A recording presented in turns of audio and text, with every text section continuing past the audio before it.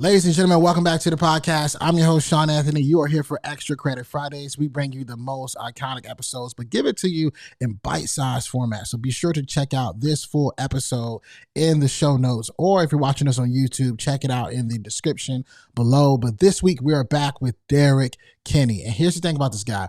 He is known for being amazing when it comes to financial planning, when it comes to understanding money. He also is a best-selling author. But in this episode, you're going to learn about how you should and why you should bet on yourself, because that is what's going to move the dial for you. He also just released Simple Teen Success, which is going to help people and help primarily teens become better at learning about life, finances, everything that you can imagine. So check out this week's Extra Credit episode with my guy, Derrick Kinney, for an awesome exclusive on why you should bet on you.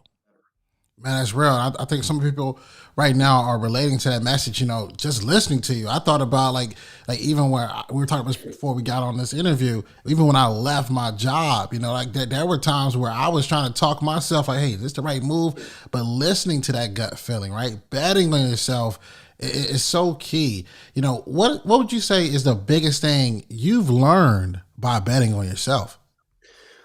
Well, that you can also lose that bet sometimes too. What I don't want to do, Shawn, is be here with your listeners and make it sound like never had any problems. It's all easy peasy. No. The average, psychologists tell us this, that the average person experiences 3 to 4 crises per year.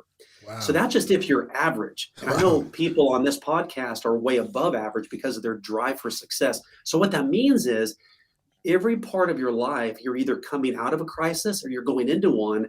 That's just called life.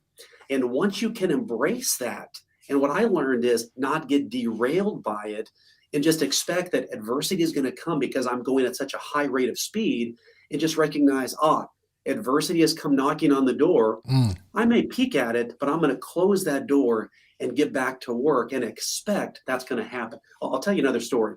When we were first married, and in our church, we had some small groups we'd meet in once a month. We were all young families, young kids, new experiences.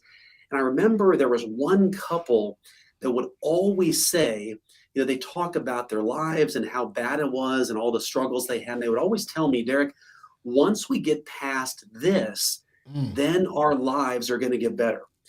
Once we get past this, then things will look better for us. And I began to realize that is simply not the case.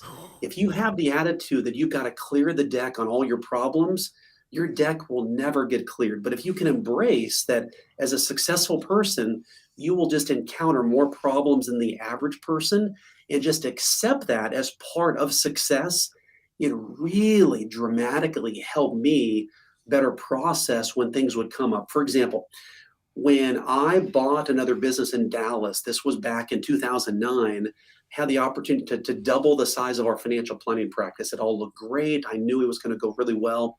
The night I signed that agreement, all hell broke loose. The advisors that I had bought the practice from, all of them began to violate their non-compete agreements. Now, if you're not familiar with that, that means that when you buy a personal services business, you're basically buying those relationships and the goodwill those advisors give to you, endorsing those clients over to you. They began to take those clients back. And if you think about it, if you've worked with anybody, an attorney, any personal services person for 10 or 15 years, you want to keep working with them because that's your comfort zone. I began to hemorrhage money quickly. I remember thinking about, do I file bankruptcy? How do I get out of this? And as I talked to my wife, she reminded me, Derrick, you've always bet on yourself. You've never run from something. You've run towards something. But I got to tell you, it was a dark, dark time because there was a lot on the line. People were already questioning me. Why did I do the deal in the first place? Now they were just pouring gas on the fire saying, see, I told you so. But what I realized was by working through that, it built up a confidence muscle in me that allowed me to go on to buy 3 more businesses because I realized, look, that was probably the worst that could happen to me. And I bet on myself and I came through it. If I did it once, I could do it again. Mm. and it really helped grow the business. But if I never took that risk, I would have never known. So I just want to tell people, it doesn't always turn out how you think, but sometimes betting on yourself can be the best education that you could ever give yourself and those you love.